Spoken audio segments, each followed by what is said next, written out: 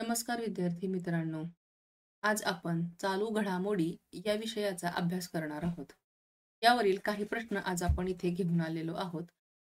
हे प्रश्न सुरू करण्यापूर्वी तुम्ही आमच्या व्हिडिओला लाईक करा, चॅनलला सबस्क्राईब करा, म्हणजे इथून पुढे जे काही परीक्षेच्या अनुषंगाने व्हिडिओ येतील त्याचं नोटिफिकेशन तुम्हाला येत राहील. चला तर मग आपण चालू घडामोडी या विषयावरील काही प्रश्नांचा अभ्यास करूया आणि त्या प्रश्नांच्या जे उत्तर आहे किंवा त्याची ज्यादाची माहिती आहे ती सुद्धा आपण त्यामध्ये अभ्यासूया. प्रश्न क्रमांक 1. भारताने ऑपरेशन ब्रह्मा कोणत्या देशात राबविले? पर्याय A Japan, B America, C Myanmar, D England. या प्रश्नाचं बरोबर उत्तर आहे म्यानमार. ऑपरेशन ब्रह्मा हे कोणत्याही आपत्तीमध्ये बचावकार्य करण्यासाठी सुरू केलेले एक अभियान आहे आणि हे परराष्ट्र मंत्री एस जयशंकर यांनी 28 मार्च 2025 रोजी सुरू केलेलं आहे. भारतीय सेनेच्या नेतृत्वाखाली सुरू केलेले असल्याची त्यांनी घोषणा केली. आपत्तीमध्ये अडकलेल्या लोकांना तात्काळ तपासणी, औषध उपचार इत्यादी सेवा पुरविण्याचे कार्य यामधून करण्यात येते. म्यानमारमध्ये झालेल्या भूकंपाच्या अनुषंगाने दिनांक 29 मार्च 2025 रोजी भारतीय सशस्त्र दलाने ऑपरेशन ब्रह्मा म्यानमार येथे राबविले. म्हणून भारताने ऑपरेशन ब्रह्मा हे म्यानमार या देशात राबविलेले आहे. प्रश्न क्रमांक 2. 2022 मध्ये राज्यात एकाही गेंड्याची शिकार झाली नसल्याची आसामचे मुख्यमंत्री हिमंता बिस्वा शर्मा यांनी कोणत्या तारखेला केली? ए 1 जानेवारी 2023, बी 31 डिसेंबर 23, सी 31 जानेवारी 23 आणि डी 1 जानेवारी 24. बरोबर उत्तर आहे पर्याय क्रमांक ए 1 जानेवारी 2023 मध्ये त्यांनी घोषणा केली की 2022 मध्ये राज्यात एकाही गेंड्याची शिकार झालेली नाही. याबद्दलची अधिक माहिती अशी: भारतीय गेंडा फक्त ब्रह्मपुत्रा खोऱ्यामध्ये, उत्तर बंगालचा काही भाग आणि दक्षिण नेपाळच्या काही भागात आढळतो. या गेंड्याला 60 सेमी पर्यंत वाढू शकेल असे एकच काळे शिंग असते. IUCN रेड लिस्टमध्ये भारतीय गेंडा असुरक्षित म्हणून सूचीबद्ध आहे. WWFच्या मते सध्या जंगलात सुमारे 3700 भारतीय गेंडे आहेत.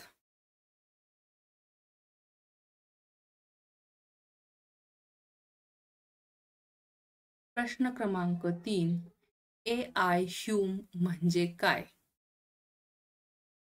ए आर्थिक फसवणूक शोधण्यासाठी आणि अंदाज लावण्यासाठी AIचा वापर करतात. बी भावनिक बुद्धिमत्तेसह जगातील पहिले संभाषणात्मक AI. सी हे निवडणुकीच्या निकालाबद्दल रिअल टाइम अपडेट प्रदान करते. D humanoid robot. बरोबर उत्तर आहे पर्याय क्रमांक बी AI ह्यूम म्हणजे भावनिक बुद्धिमत्तेसह जगातील पहिले संभाषणात्मक AI. तर याच्याबद्दलची जादा माहिती अशी: ह्यूम न्यूयॉर्क आधारित संशोधन प्रयोगशाळेने एम्पॅथिक व्हॉइस इंटरफेस EVI नावाच्या पहिल्या भावनिकदृष्ट्या बुद्धिमाने संभाषणात्मक AIचे अनावरण केले. हे लाईव्ह ऑडिओ इनपुटचा वापर करते.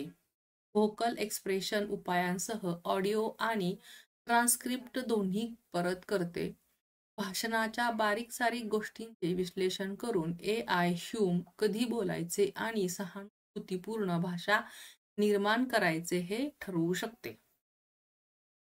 म्हणून AI ह्यूम म्हणजे भावनिक बुद्धिमत्तेसह जगातील पहिले संभाषणात्मक AI. हे उत्तर बरोबर आहे. प्रश्न क्रमांक 4.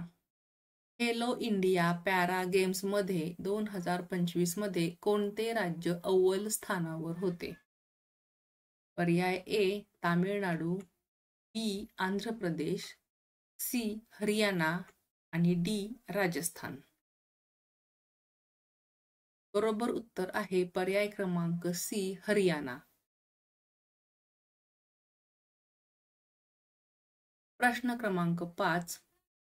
34वा सरस्वती सन्मान 2024 कोणाला प्रदान करण्यात आला? पर्याय ए आर के श्रीकुमार, बी मृदुलिका झा, सी लिऊ जियाकून आणि डी महामहोपाध्याय साधू भद्रेश दास. बरोबर उत्तर आहे पर्याय क्रमांक डी महामहोपाध्याय साधू भद्रेश दास. 34वा सरस्वती सन्मान 2024चा हा महामहोपाध्याय साधू भद्रेश दास यांना प्रदान करण्यात आला. प्रश्न क्रमांक 6. चक्रीवादळ बिपरजॉय 16 जून 2023 रोजी कोठे धडकले?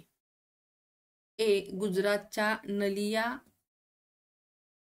बी महाराष्ट्राच्या मुंबई, सी महाराष्ट्राच्या कोकण आणि डी गुजरातच्या गांधीनगर येथे. बरोबर उत्तर आहे पर्याय क्रमांक ए गुजरातच्या नलिया येथे. 2023च्या उत्तर हिंद महासागर चक्रीवादळ हंगामातील हे द्वितीय चक्रीवादळ ठरले. चक्रीवादळ बिपरजॉय हे एक्स्ट्रीमली सर्व्ह सायक्लोन स्ट्रोम श्रेणीतील चक्रीवादळ ठरले. बांगलादेशने सुचवलेले बिपरजॉय हे नाव भारत हवामान खात्याने या चक्रीवादळाला दिले असून त्याचा अर्थ आपत्ती असा होतो. प्रश्न क्रमांक 7. प्रो कबड्डी लीग PKL 2024 स्पर्धा विजेतेपद कोणी पटकावले? A Puneri Paltan, B Patna Pirates, C U Mumba आणि डी दबंग दिल्ली. बरोबर उत्तर आहे पर्याय क्रमांक ए पुणेरी पलटण. प्रो कबड्डी लीगच्या 10व्या आवृत्तीचा समारोप पुणेरी पलटणने हरियाणा स्टीलर्स विरुद्ध अत्यंत चुरशीच्या फायनल नंतर प्रथमच चॅम्पियन म्हणून केला. अंतिम स्कोअर पुणेरी पलटणच्या बाजूने 28-25 असा झाला. सामना 1 मार्च रोजी झाला. पंकज मोहिते पलटणसाठी चमकदारपणे चमकला. त्याने 9 रेड पॉइंट मिळवले, ज्यात एक महत्त्वपूर्ण सुपर रेड देखील होता जो गेम चेंजर ठरला. त्यामुळे प्रो कबड्डी लीग PKL 24 या स्पर्धेचे विजेतेपद पुणेरी पलटण यांनी पटकावले. प्रश्न क्रमांक 8.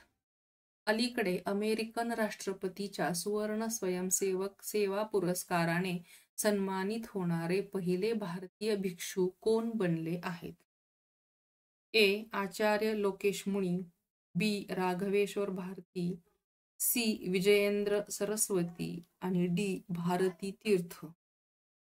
बरोबर उत्तर आहे पर्याय क्रमांक ए आचार्य लोकेश मुनी.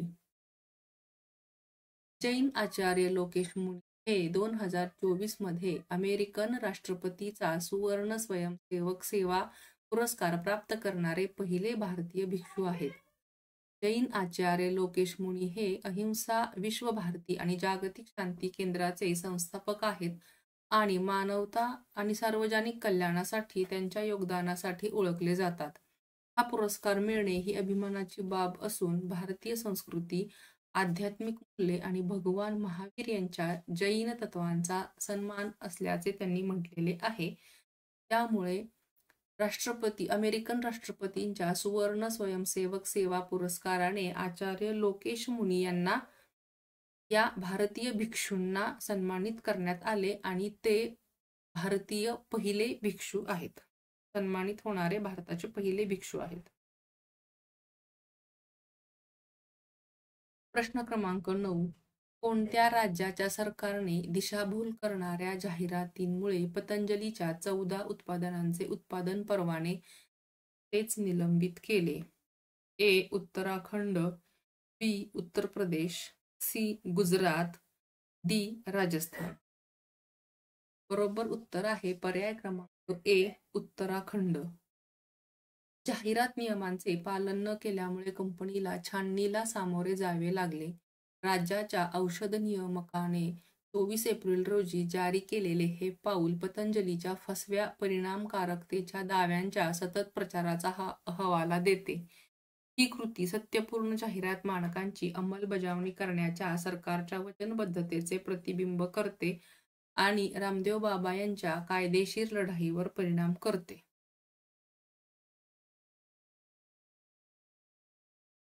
प्रश्न क्रमांक 10.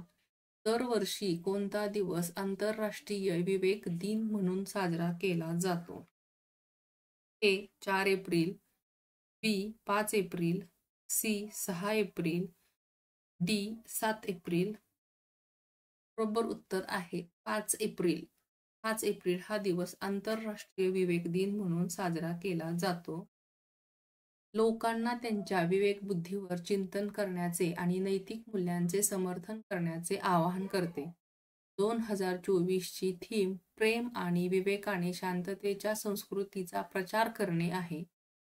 2020 मध्ये UN द्वारे स्थापित हा आंतरराष्ट्रीय विवेक दिवस हानी टाळण्यासाठी विवेकाच्या महत्त्वावर जोर देतो आणि म्हणूनच 5 एप्रिल हा दिवस आंतरराष्ट्रीय विवेक दिन म्हणून साजरा केला जातो. प्रश्न क्रमांक 11. आशियाई कुस्ती चॅम्पियनशिप 2024 कोठे आयोजित करण्यात आली होती? ए. बिश्केक, किर्गिस्तान, बी. बीजिंग, चीन, सी. नवी दिल्ली, भारत, डी. दुशान्बा, ताजाकिस्तान. बरोबर उत्तर आहे पर्याय क्रमांक ए. Bishkek, Kyrgyzstan. भारताच्या उदितने पुरुषांच्या फ्रीस्टाईल 57 किलोमध्ये रौप्य पदक जिंकले तर अभिमन्यूने 70 किलोमध्ये रौप्य पदक जिंकले. अभिमन्यू आणि विकीने आपापल्या गटात कांस्य पदकासह पदक पटकावले. 5 भारतीय कुस्तीपटूंनी उदितच्या उत्कृष्ट कामगिरीने अंतिम फेरी गाठली.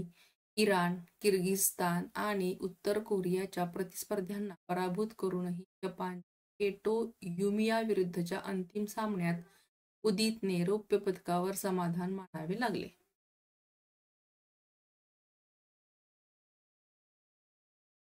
प्रश्न क्रमांक 12. अलीकडेच पुढील नौदल प्रमुख म्हणून कोणाची नियुक्ती करण्यात आली आहे? A. Admiral Karambir Singh, B. Admiral Dinesh Kumar Tripathi, C. Admiral Sunil Lamba, D. Admiral Dinesh Tripathi. बरोबर उत्तर आहे पर्याय क्रमांक B. Admiral Dinesh Kumar Tripathi. PVSM, AVSM, NM सध्या नौदल कर्मचारी उपप्रमुख vice admiral Dinesh Kumar Tripathi 30 April 2024 पासून नौदल स्टाफचे पुढील प्रमुख म्हणून नियुक्त केले गेले. व्हाईस ॲडमिरल दिनेश कुमार त्रिपाठी यांचा जन्म 15 मे 1964 रोजी झाला. 1985 मध्ये नियुक्त झालेले ॲडमिरल त्रिपाठी हे दळणवळण आणि इलेक्ट्रॉनिक युद्धात माहीर आहेत. 39 वर्षांच्या सेवेसह त्यांची पश्चिम नौदल कमांडचे flag officer commanding in chief म्हणून त्यांनी काम केले. PVSM, AVSM, NM सध्याचे प्रमुख ॲडमिरल आर. हरिकुमार हे 30 एप्रिल 24 रोजी सेवानिवृत्त होत आहेत. त्यामुळेच पुढील नौदल प्रमुख म्हणून ॲडमिरल दिनेश कुमार त्रिपाठी यांना नियुक्त करण्यात आलेले आहे. प्रश्न क्रमांक 13. अलीकडेच कोणत्या देशाने अपवाद म्हणून भारताला लहान शस्त्रास्त्रांच्या विक्रीवरील निर्बंध उठवण्याचा निर्णय घेतला आहे? A. Italy, B. Poland, C. Belgium, D. Germany. बरोबर उत्तर आहे पर्याय क्रमांक डी. जर्मनी. एप्रिल 2024 मध्ये जर्मनीमध्ये केवळ NATO म्हणजे नाटो देशांना आणि इतर नाटो समतुल्य देशांना विक्रीला परवानगी देण्याच्या त्याच्या पूर्वीच्या धोरणाचा अपवाद म्हणून भारताला लहान शस्त्रास्त्र विक्रीवरील निर्बंध उठवले. हा निर्णय दोन्ही देशांमधील वाढत्या लष्करी आणि सामरिक संबंधांचे प्रतिबिंब दर्शवितो. नॅशनल सिक्युरिटी गार्डसाठी सुटे भाग आणि ॲक्सेसरीजसाठी भारताकडून विनंती करण्यात आलेली होती आणि म्हणूनच जर्मनीने भारताला लहान शस्त्रास्त्रांच्या विक्रीवरील निर्बंध उठवण्याचा निर्णय घेतलेला. प्रश्न क्रमांक 14. अलीकडे सुपारीमुळे बातम्यांमध्ये दिसणारा तीर्थहल्ली प्रदेश कोणत्या राज्यात आहे? ए. तेलंगणा, बी. केरळ, सी. कर्नाटक आणि डी. ओडिशा. बरोबर उत्तर आहे पर्याय क्रमांक सी. कर्नाटक. शिवमोग्गा येथील अरेका रिसर्च सेंटरने शोधून काढले की कर्नाटकातील तीर्थहल्ली येथील अरेका नट्स इतर जातीच्या तुलनेत उच्च दर्जाचे आहेत. सुपारी म्हणून ओळखले जाणारे सुपारी हे भारतातील प्रमुख नगदी पीक आहे. कॅफीन, निकोटीन आणि अल्कोहोल खालोखाल जागतिक स्तरावर सर्वाधिक वापरल्या जाणाऱ्या सायकोएव्हिक पदार्थांमध्ये सुपारी 4थ्या क्रमांकावर आहे. मोठ्या प्रमाणावर चघळले जाणारे सुपारी हे विशेषतः दक्षिण आशियामध्ये धूरविरहित तंबाखू उत्पादनांमध्ये मुख्य घटक म्हणून वापरतात.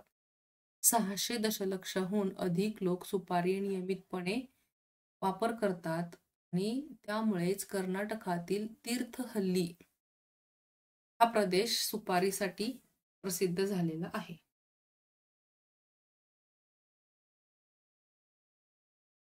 प्रश्न क्रमांक 15. कार्बन शेतीचे प्राथमिक उद्दिष्ट काय आहे?